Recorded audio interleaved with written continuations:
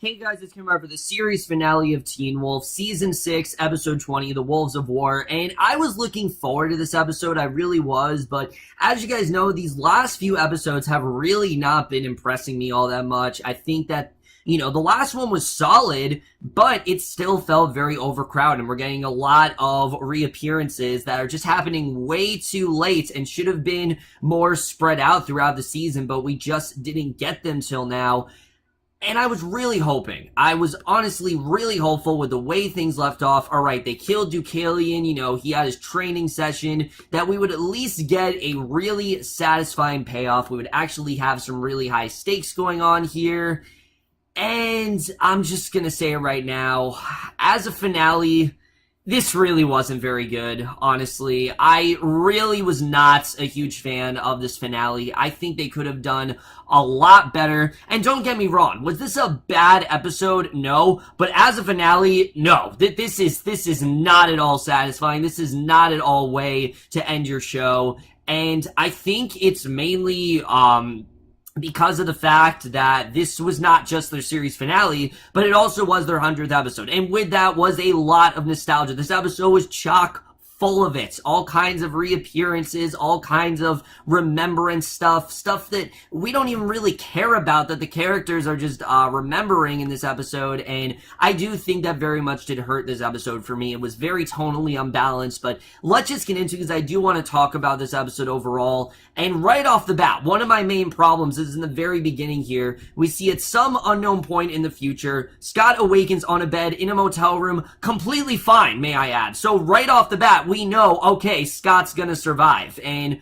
the reason this didn't work, because there are no stakes here. Scott's gonna survive. And he hears a knock at the door, he rises it, and there's Argent. So you're like, alright, Argent and Scott, they very well do survive. And Argent gets in his SUV, Scott gets on his motorcycle, and the skyline of LA can clearly be seen in the background over various scenes of a young man running through back alleys. Scott then narrates about the story, and we see him being chased by all these men with like crossbows and things like that, and two hunters catch up to the teen. They fire a crossbow at him. He begins to run again. They give chase, firing on him with the bow twice more. One arrow apparently hits him in the thigh. There's a trail of blood in an abandoned office space. The boy is then limping badly as Scott continues, and the young man then hears a roar. The sounds of gunfire and fighting behind plastic sheeting hang from the office ceiling. He can go no further, and he sinks to the floor, and Scott then comes around the plastic. His eyes glow red. The boy's eyes light up golden yellow, and Scott and Argent then approach the boy, and the alpha pulls the arrow from his leg. The boy then screams, and later in Argent's SUV, Scott asks the boy his name, and if the story he's telling sounds familiar to his own experience. The boy's young name is Alec. No, not Alex. Not the character we were introduced to in the first episode of this season, where this is Alec, and I know, it's really dumb, but he asked if Scott was telling his own story. Scott said that there were a number of things he didn't expect, including the fact that people who he thought would be with him forever were the ones he lost. He also notes enemies who became allies and saved his life more than once. And Alec says that everyone in his story is dead. Scott points out that Alec is not dead, and he's now with them. And Alec wonders aloud how Scott's story will end. And again, I understand what they were trying to do here. Like, again, at the end of the episode, I totally understand what they're trying to do. But again, this just really diminishes any stakes whatsoever. There's no tension throughout this episode because we know Scott's gonna survive. We know he's gonna get out of this, completely okay, and Argent as well, they're gonna be fine. So this really just felt like it just kind of hurt the episode. Again, there's really no stakes, there's no tension, and that's really the main problem with this episode as a whole. So we then pick up right where the last episode left off. We see Monroe and the Hunters. They move in on Scott's pack from all sides. Peter, Malia, Lydia, and Scott, they take cover behind concrete columns and steel barrels. One hunter gets in position for a clear shot directly at Scott. He's mowed down by Stiles' Jeep, and Stiles and Derek then join the fights, and this didn't make any sense to me. Like, I get it that Stiles is a werewolf, but come on. You're telling me that these two show up completely unarmed and they're actually going to help Scott? I mean, are you kidding me? There's no way that they're actually gonna contribute something, but the latter then leaps into the air, flashing eyes and fangs. He wades into the hunters without mercy. He disarms and takes down several, and Malia and Peter then join the fray. They remove enough of the hunters' numbers that the armed men and women retreat to their vehicles, and then they flee. So Stiles managed to grouse a little bit about how Lydia didn't tell him about any of the stuff going on since he's been away. She says that they had a really good reason, and Look, I appreciate the fact that they did try to kind of make fun of the fact that Stiles wasn't really a part of this season. He wasn't really a part of this arc at all. Like, he really was not a part of this because he was away. But this was just dumb. It really was. I understand that they had to kind of write around this because Dylan O'Brien was, in fact, injured when all this was going down. I totally understand that, but I thought it was fun, but I will admit, as much as I do like Stiles, a lot of the comedy doesn't really help this episode, because we then see Scott. He bends over to Killing, who appears to be dying from the several bullets he took at the beginning of the Hunter's attack. He managed to say that Gerard fears Scott the most because he knows he can't beat Scott, and Deucalion then appears to die, and immediately everyone just kind of forgets about this. It's not talked about again, it just kind of happens, and it doesn't really mean much of anything. So Scott then brings Stiles up to speed, saying the conflict with the Hunters is now an all-out war, and Scott then hugs Derek tightly. Peter wonders why he came back, and Derek explains about the pack in Brazil and Beacon Hills written in blood on the wall, which I'm sorry, if Derek actually was in Brazil for like the past hour, how the hell he got to Beacon Hills, I don't know. This, I guess, the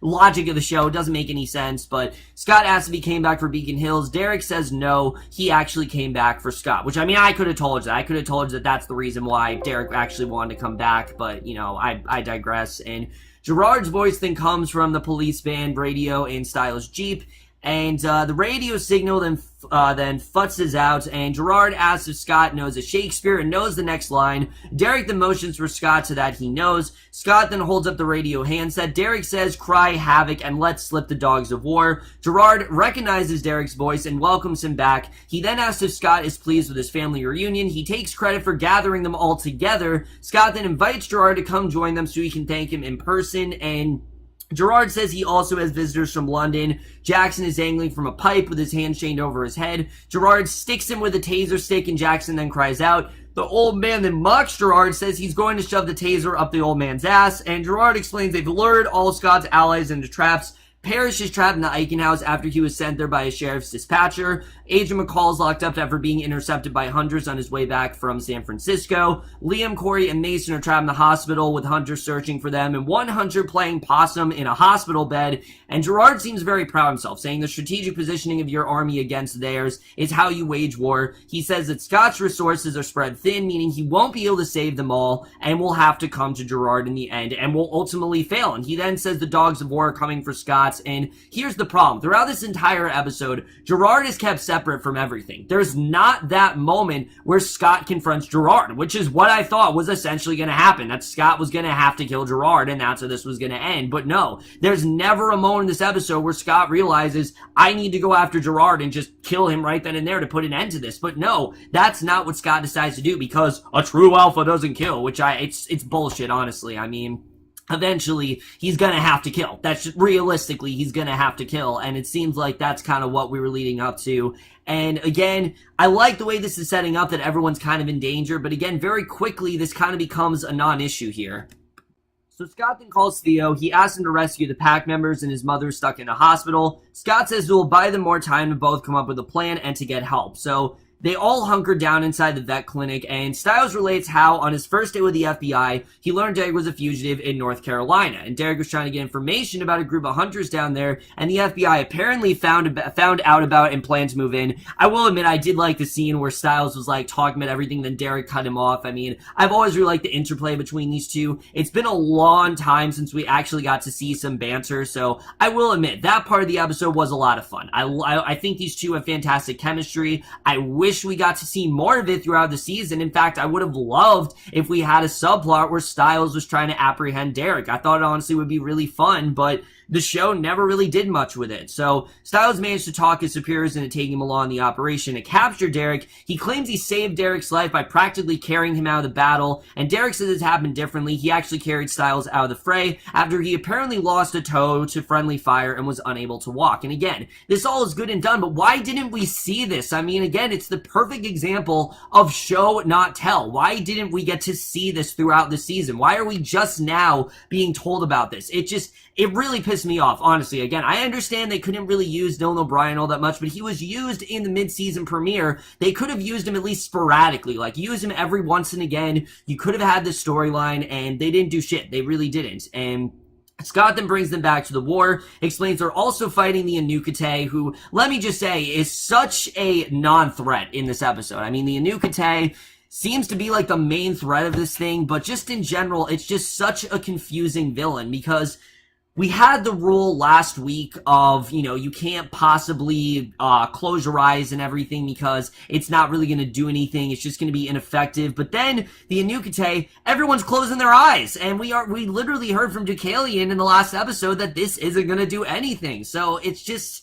already, Jeff Davis is betraying his own source material. I mean, it's just really dumb. But at the hospital, Mason and Corey are still hiding. Cell signals are jammed, and Mason says they can't wait around for help, but they also can't leave without Liam. They decide to take the fight to the hunters who are searching for them, and Mason tells Corey that he loves him. Corey says it back. Mason says they might die. I really wish I cared about their relationship, but I honestly don't. I honestly never really cared about these characters at all.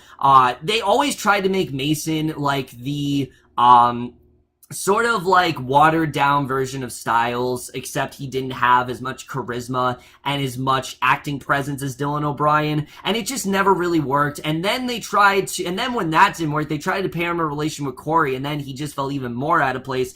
Mason's a character that never really found his footing, unfortunately, and it's too bad, because I do think the actor is playing him is actually pretty good, and I do think he could have done some good stuff on this show, but they just never really fully understood how to utilize him. But Melissa then cracks a package of ammonium carbonate under Nolan's nose. I guess she's completely fine from what Gerard says, but the boy wakens in the morgue. She asks who knocked him out, whether it was his friends or not. Nolan says he doesn't have any friends. She gets him to his feet, and they'll need his help to take Ben back to the hospital. So Gerard then offers Monroe a yellow wolfsbane-filled bullet. He says it's very rare, and there is no more. Monroe says it's more than enough to kill an alpha, and Scott continues explaining the Anuk-Ite. He says he can get inside your head and make you see things. Stiles then asks what it looks like. Lydia explains how merging two people into one creature. Just a lot of exposition that we really don't need here. And again, it's all because Stiles has been MIA throughout most of the season, so they need to catch him up on all of this. But that doesn't mean we need a whole scene of them explaining to him how it works. It just kind of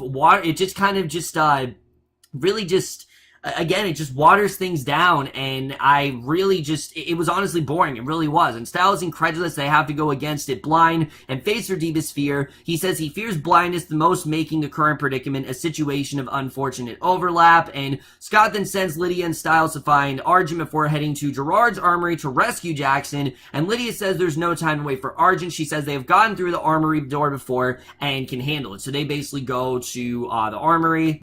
And Stiles then questions what they're doing exactly, what Gerard wants them to do, because that is what essentially he wants. And Scott says his plan rests on stopping the Anuk-Ite. He believes that doing that will stop the war, because not all of Gerard's army are hunters. For some reason, Scott still is under this intuition that, oh, they're not actually against us for any given reason. They just are, just influenced by the Anuk-Ite. That's all that's going on, which, I'm sorry, but Scott is a dumbass in this episode. These last few episodes, Scott has been really dumb. I really have not... really gotten on Scott a lot, but these last few episodes, he's really been pissing me off with this whole, oh, they're not actually part of Gerard's army. Bullshit they are. I mean, obviously they're part of Gerard's army. We already know Monroe's motive, so yeah, most of them Monroe did recruit here. I'm pretty sure she's not the Anuk-Ite, therefore they probably are on her side. So the ordinary people of Beacon Hills who've joined against supernaturals are doing so out of fear. If they can remove the supernatural component of that fear, they actually have a chance to end the war. So Malia's on board with the plan, but points out they still need to figure out how to catch the Anuk-Ite,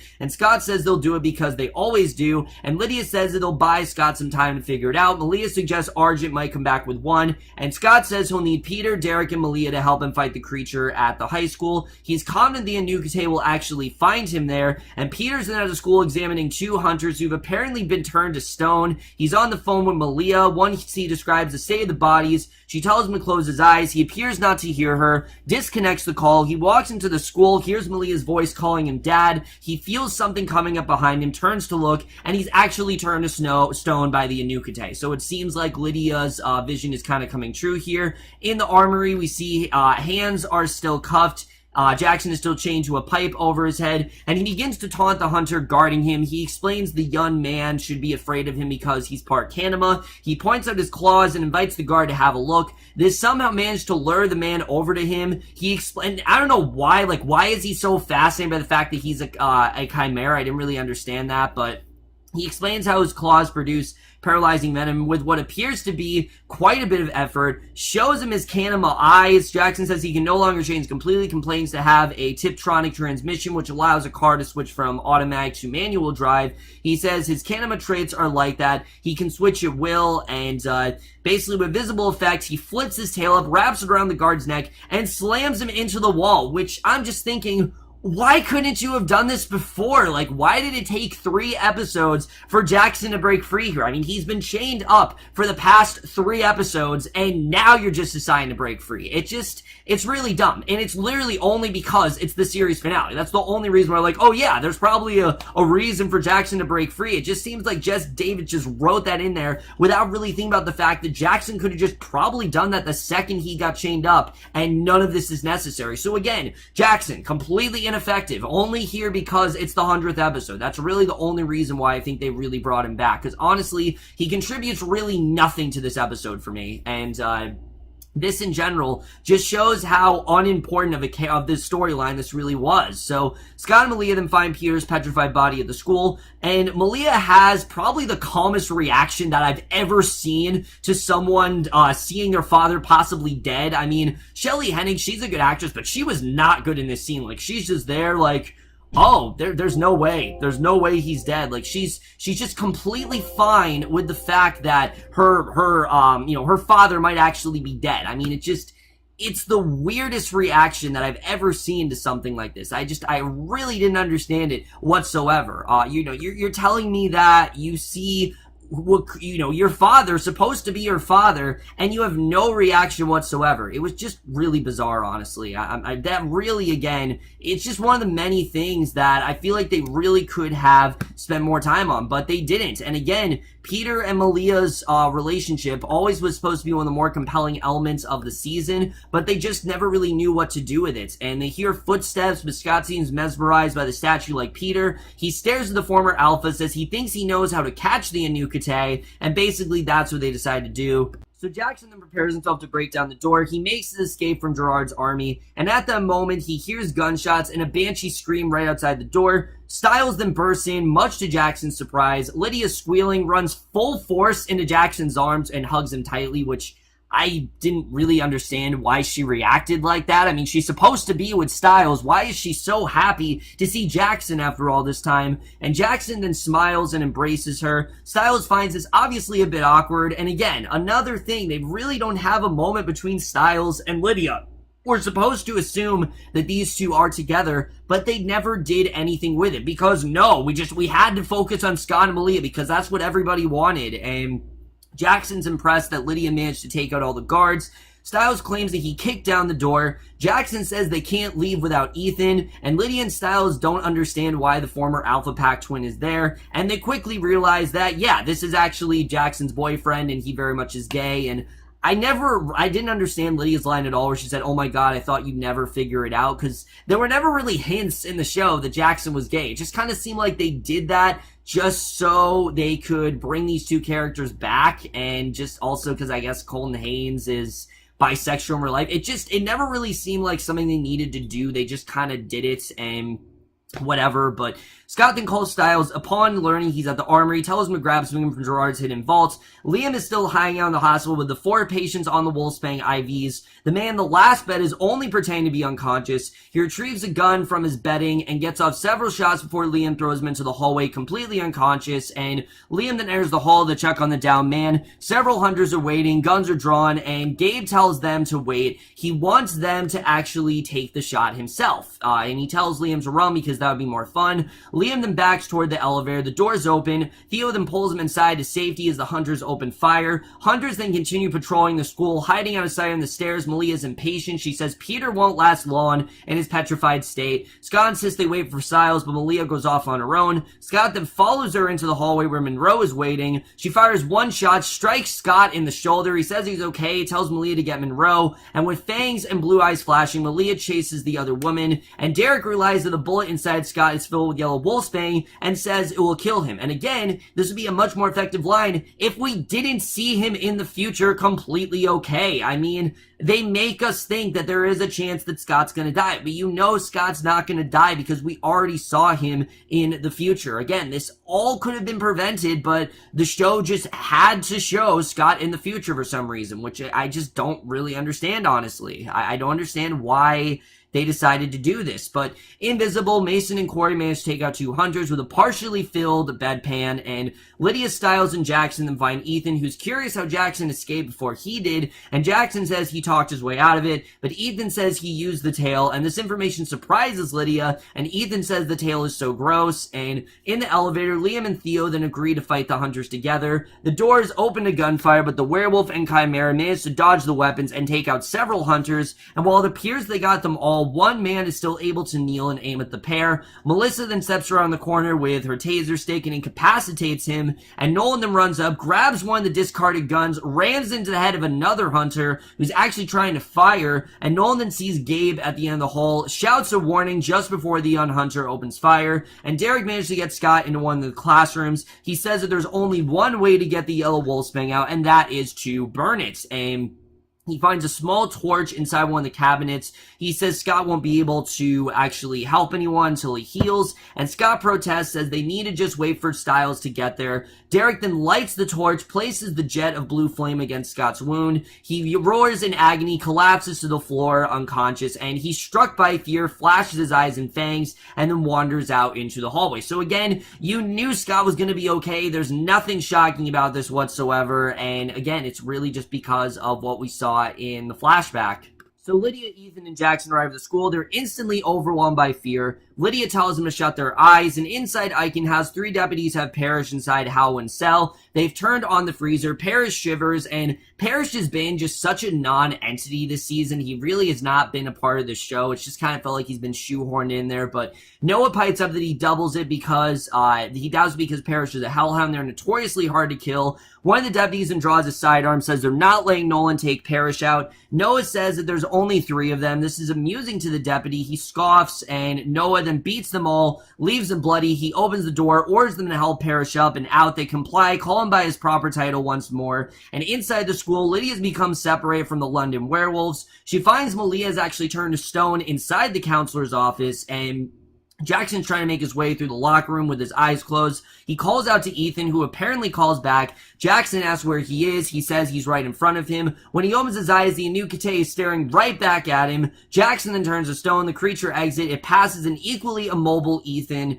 and the sheriff and Parrish then return to the station. They retrieve McCall from the cell where the hunters were keeping him. The sheriff's plans for the officer to disarm the civilians who actually got their guns from Gerard, and Derek then wanders into the hall. He's still on high alert. His eyes are glowing, his fangs are visible, and he hears the voice of Jennifer Blake. Remember Jennifer Blake, the Duroc? Yeah, me neither. I mean, she was like in season 3. I completely forgot about this character, but it does make sense because I think this would be Derek's greatest fear.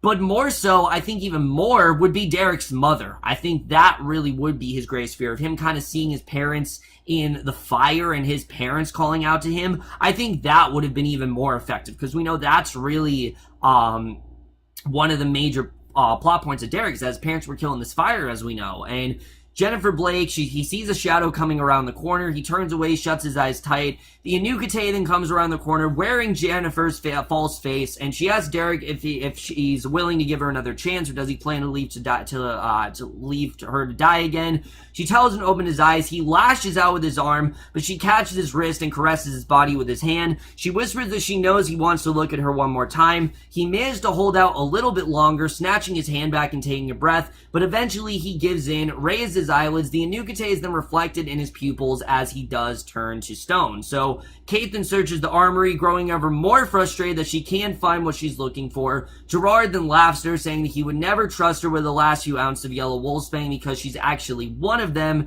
and Kate is livid that he apparently gave it all to Monroe, and Gerard says that he kept enough for one last bullet. He then shoots Kate in the gut, and Kate then writhes on the floor of the armory, bleeding from the gut. Gerard said to her because everything fell into place, and yeah, this should be a big scene. This should be the scene where these two really do come face to face, but again, Kate's been in one episode this entire season, so I just don't care about her character right now. I don't think she needed to be here. And Arjun arrives, says Scott is still alive and knows how to save everyone. And Hunt, yeah, of course, because the person who thinks that the hunters aren't under Gerard's influence is definitely the person to save the day, for sure, Arjun. But hunters then discover petrified Peter at the school. They radio to Monroe about their find, saying Peter looks vulnerable. Scott then makes his way into the library. He hides, he continues to heal, and he hears what seems to be Stiles' voice, and it's Void Stiles, which was cool to see. This was definitely one of the best storylines of the show, and he urges Scott to open his eyes. He claims all Scott's friends are gone. He says they saw his face and it drove them insane. He says they're gone because Scott actually failed them, and the creature then switches his appearance to the original bandage and bomber jacket in Anuk-Ite. He continues his taunts by saying Scott failed everyone, including especially Allison,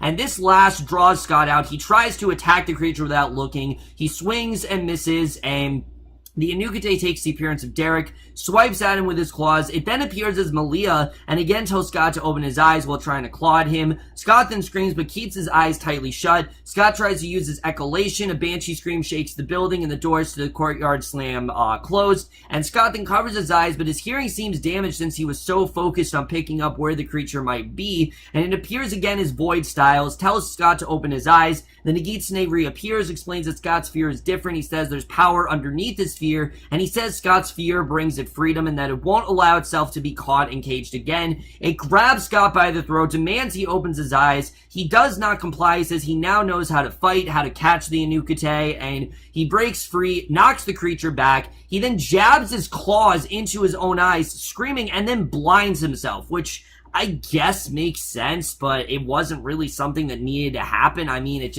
kind of just happened for plotting convenience, and in the end, it's not really that big of a deal anyway, because we know Scott's gonna be completely okay. So again, this is all stuff that I think could have been a lot more intriguing if we didn't get that flash forward that we got here. Linden then tries to wrestle the gun away from Gabe. A hunter's watching the fight with gun drawn, but he radios Monroe that he can't get a clear shot because Gabe is in the way. Monroe then orders him to shoot them both. Liam then gets in a headbutt. He separates from Gabe. The other hunter opens fire, hitting Gabe several times in the chest, and Nolan then comes up behind, bonks him on the head with a fire extinguisher, knocking him out. Gabe falls to the floor. Scott is then blind. He uses his other sensors, his hearing, touch, and his ability to sense heat to survey the area around him. The Anuk-Ite then appears as a berserker. They attempt to take Scott out with its bony armor. Scott successfully dodged it, comes at him again, but Scott shoves it away, announces that he's actually not afraid of it anymore. And Monroe then instructs the hunters of the school to put a bullet into Derek's head, another one in his heart. She prepares to do the same to Statue Peter, and Arjun informs his father that even if the yellow wolfsbane was just meant to weaken, Scott figured it out like he always does. And he engages the Anuk-Ite, explaining that he understands the creature wanted enough power to avoid being trapped again. He says the creature wanted the power of a shapeshifter, and unfortunately for the Anuk-Ite, when it took that power from Quinn, it also bound by the rules and inherited all the weaknesses of a shapeshifter. So it dawns on Gerard that Scott actually figured out that Mountain Ash can trap the Anuk-Ite because it's part shapeshifter, and Stiles runs to the library with eyes wide open, and in the second the Anuk-Ite registers his presence, Stiles throws a jar of Mountain Ash on the ground. The powder spreads out from the impact point. It envelopes the Anuk-Ite into a cloud. The creature is then coated with it, begins to turn to stone, and that's all it took. Literally all it took was just throwing the Mountain Ash, and that was it. So, as you know, Scott could have found Mountain Ash at any time. That would have killed the Anuk-Ite. Again, it just really shows how weak of a villain the Anuk-Ite really was, but In the hallway, the stone covering Derek begins to crack. Everyone pretty much begins to crack. Jackson and Ethan are completely okay, whatever. Gabe is bleeding. He crawls across the hospital floor toward a bank of lighted storage containers. He managed to sit up and says it hurts. Theo comes over to the boy, takes his hand, begins taking his pain away. As Corey and Mason then join the group, Nolan's in tears.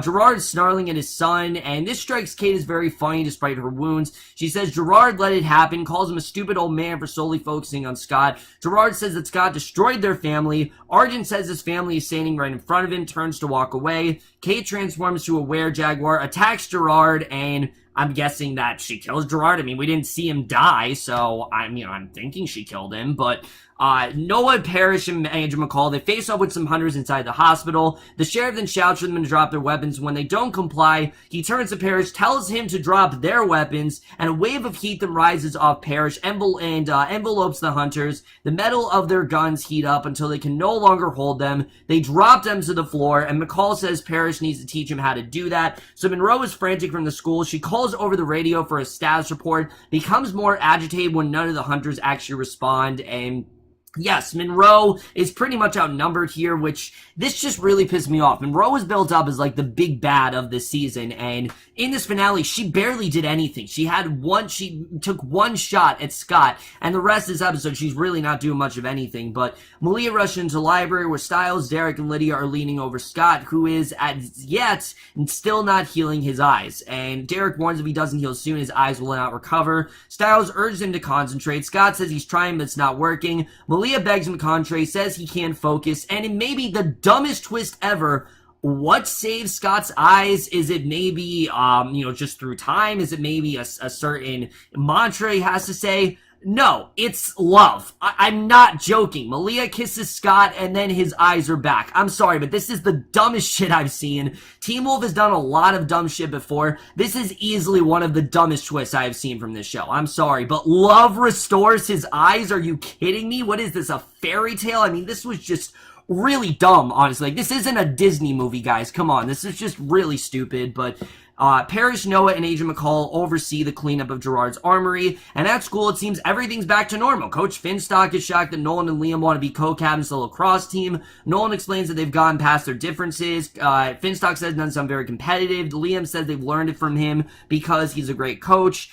Scott concludes the story. He was telling Alec in the future, and Scott, Alec, and Arjun then arrive at an inner city parking lot. Scott then clasps hands with Arjun and says goodbye. He explains to Alec that the people hunting them have a leader named Monroe. She has thousands of followers all over the world, and Alec wonders what they're doing in an abandoned parking lot. And Scott explains, and Stiles and Lydia then arrive in his Jeep, and Derek is in his Camaro. Malia pulls up in her car with Liam. Alec asks if they're all different, and Scott says that some of them are, some can do things that he never believed, and others might only be human, but they make up for by being really smart or really going to fight. Again, a lot of exposition that is just really we don't need here. Alec wants to know who they are. Scott says they're his friends and his pack, and he can be with us if they want, but he's gonna have to fight. Alex says Monroe promised to find him, hunt him down, and kill him because he's a monster. Yes, Monroe is still out there, mind you. They're not done yet. Scott repeats a line he once said to Liam, that he's not a monster, he's a werewolf to him. His eyes then glow red for a moment. He motions Alex to follow him. The pack then comes together, walks away under the light of a full moon. Basically, they continue to live on, and that is the way that the show ends. So, yeah, not the most satisfying ending, for sure, definitely. I mean, you could make the argument that they're trying to set things up for a reboot at the end, but to that I have to say, why even continue? I mean, you got the chance to end the story. You've been told this is your final season, and then you don't end it. I mean, that's the thing. This is not an ending. There's no ending to this episode because the hunters are still out there. There's still a pack. There's still werewolves that are going to be hunted. I mean, this is not over. That's the thing that really pissed me off is that, yes, the Anuk-Ite may be gone, but the Anuk-Ite wasn't the main story of the season. The main story of the season were the hunters going after Scott and all of the other werewolves, or at least that's what it was implied to be. The Anuk-Ite just turned out to be this force that could have been really cool, but they just didn't know what to do with it, and it was so overcomplicated. They were just retconning things left and right, and it just really It just made no sense, honestly. And again, the fact that you could just throw Mountain Ash to the Anuk-Ite, they could have done that at any second, and the Anuk-Ite would just be gone. You're telling me that all this time, the Anuk-Ite was out there, they could have just thrown the Mountain Ash and that'd be it? I mean, they didn't even explain how they figured that out. Like, how they figure out the Mountain Ash was the thing. It was something Gerard just realized, and I didn't even understand that, really. And the fact that Gerard, kind of was... he was actually behind the Anuk-Ite even arriving. It didn't make any sense to me. And also the fact the Anuk-Ite were 2 characters that we didn't give a shit about, I mean, that's also a big factor into why the Anuk-Ite is probably one of the worst villains the show's ever had, for sure. I mean, just really wasted potential there. And Monroe as well. I mean, you had such a great villain in Monroe. She had this amazing motivation, and she had this amazing backstory where they didn't, want to fight the humans. So, they didn't want to save the humans. So she wanted to retaliate, and she wanted to get revenge because she didn't feel like they cared about the humans enough. And that's a really good motivation. You can totally understand where she's coming from with that. But they don't do anything with her in this final episode. All she does is shoot at Scott once, which is completely ineffective because we know he's going to be fine, and that's just it. And it really pissed me off. But what pissed me off even more is the amount of cameos throughout this episode. Because, look, I like Jackson. I like Derek. I love Stiles. Everyone loves Stiles. I love Derek as a character. But honestly, almost all of these characters were completely wasted. They didn't do anything that they should have done with these characters. Derek, we had, he was in this episode, but it still doesn't make up for the very marginal screen time he's had throughout the episode, because this episode plus episode 19 plus episode 11, he's only had about maybe 20 to 30 minutes of screen time, which is ridiculous. I mean, I just don't understand why they waited this long to use him. It should have been throughout the season. And that whole thing that Stiles is talking about, I wanted to see that. And I understand, again, they had to use Dylan O'Brien sparingly, but they could have found ways around it. I mean, he was in the mid-season premiere, so clearly he was available. They could have used him. What they could have done, they could have just locked him in a room, recorded all his scenes in one day, and then sent him on his way. That's what they could have done. But no, the writers did not think ahead. And I've seen writers do this kind of thing before, where they don't record every scene at once. I mean, like I said, the scene where Scott's stoned in the last episode, that was the last scene they ever shot. I don't know why they chose that scene, but it happened to be the last scene they shot. They could have easily done that with Stiles, but no, they just decided not to use him at all and just have him explain everything that he went through in the last episode because it's so interesting. It's not like I wanted to see all that stuff. It just, again, really pissed me off. The fact that True Love's kiss is what brought Scott's eyes back. Are you kidding me? I mean, it's ridiculous. It really is. This whole episode was really cheesy. There was a lot of dumb stuff going on here. Jackson as well was completely wasted. There was no reason to bring back this character. I mean, the fact that he could just use his tail and get the key, why couldn't he have done that 2 episodes ago? I mean, it just felt so unnecessary, and most of what we had going on here just proved to be so ineffective. It proved to not even be that big of a deal. Gerard, I guess, is dead, but everyone else is alive, and I'm not satisfied. I'm really not. I really wanted to see a character death here. You could have killed Argent. You could have killed Derek. You could have killed Scott. In fact, I thought that's how this show was going to end. I thought Scott was going to kill Gerard. I thought we were gearing up for a confrontation between these two. But no, nothing. He didn't even have a confrontation with Monroe. We didn't even get some really good confrontation there. No, he battles the most worthless villain we've ever seen in this show. And look, I do like the scene where the Anuk-Ite is kind of making Scott face all his inner demons, but that's not the theme of the season. The theme of the season were the hunters. That's who was going after Scott. And the fact that all the hunters, Scott was actually right in the end and that the hunters were actually just influenced by the Anuk-Ite made no sense. It really didn't, because we didn't discover the Anuk-Ite was really around till a certain point. And yes, I guess you can make the argument that the Anuk-Ite was around before then, but I mean, just the fact that most of them were just influenced by the Anuk-Ite, I just thought was really dumb. I was really annoyed by that. And again, there was a lot of nostalgia in this episode, but even the stuff that fans wanted to see, they didn't give us, because I don't recall seeing one Stydia moment throughout this episode. Again, I'm not saying you have to, like, overshadow it. It doesn't have to be like Scott and Malia, which, oh my god, one of the worst parts of the season without a doubt.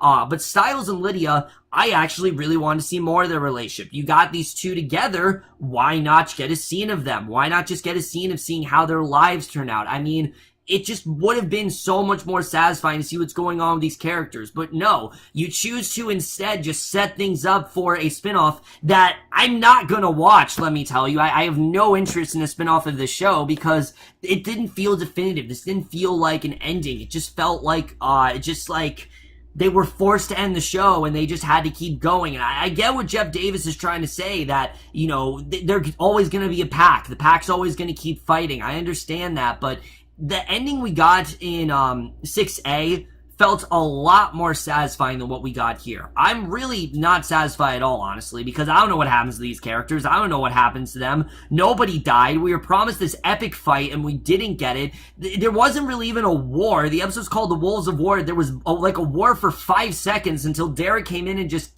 kicked the shit out of those guys. Just in general, this was a very disappointing finale. The whole season was honestly really disappointing because there were so many characters they could have done stuff with, like Nolan, like Gabe, but they just didn't use them in the most interesting ways. They never really found the way to really get into these characters, and it just really pissed me off, I would say. There were a lot of things I did like about this season, but when I really think about it, did Lydia really have much going on here? No, she just kind of felt like she was in the show because Holland Roden needed to be here. Malia was just basically Allison. That's what she was this season. She was just kind of Allison in this season, which I really didn't understand. Like, why did they want Scott and Malia together? I never really saw a reason to bring those two together. There were never hints that Scott liked Malia. I mean, Stiles and Malia were together once, and they never once mentioned it in this season. It's so bizarre. I mean, they were together in the beginning of the season, then they just forget about it. It's just really bizarre the way they forget about this stuff. I really don't understand why they decided to do that. Just in the end, guys, this finale was extremely disappointing, and I'm definitely going to give Teen Wolf Season 6, Episode 20, The Wolves of War, a C-, and the season as a whole, I would give a B-. And with that, guys, that's it. Teen Wolf is now over, and honestly, guys, am I gonna miss this show? No, I'm not. I'm gonna be honest with you, I'm not really gonna miss this show, because it should have ended 2 seasons ago. It really should have. Season 4, there were just so many characters to introduce that really I just didn't care about. Like, I never really cared about Liam, honestly. He was a main character in the show, but I just never really cared that much for him. The only time I really cared about him is his relation with Hayden, which, again, they just completely shut that down, which I was really pissed off with because I actually was really liking their relationship. Mason's a character they tried to get you to like, but they just never really found what to do with him. Corey, I could care less about. Theo was just kind of whatever. Most of these new characters were so disposable. There really wasn't much to them. And it just seemed like the show was just, you know, introducing more and more new characters for no reason whatsoever. I don't even understand why they introduced half of these characters. It just didn't really make much sense to me. Because what I thought they were going to do is that Scott would retire as the alpha, and then Liam would kind of take his place. I thought that's kind of where it was going to go, but again, it doesn't even make any sense. Like, why even introduce Liam if he doesn't really have much of a role in the show? I mean, they didn't know what to do with him in these last 2 seasons, and you can definitely tell. So, I really am just left very confused as to what they were really trying to do here. It's one of the laziest finales I think I've seen in a while for sure. But that's it for my review. Hope you guys enjoyed it. We'll see you guys in my next video. Let me know what you guys thought of the season as a whole. Thank you guys for watching my Teen Wolf reviews after the years. Again, just like the Vampire Diaries and Pretty Little Liars, if the show wasn't ending, I probably would have stopped watching it. I really would have, because Season 5 very much disappointed me. I really did not want to watch this show as much anymore. But Season 6 had a really good start, and then they just kind of fucked up the ending. And it really was very disappointing, I have to say. But thank you guys for watching. That's it for my review. Hope you guys enjoyed it. We'll see you guys in my next video, which, guys, there are lots of TV shows premiering this week, you know, a lot of stuff, so definitely stay up to date. I have a lot of reviews coming for sure, and we'll see you guys for that. Okay, bye.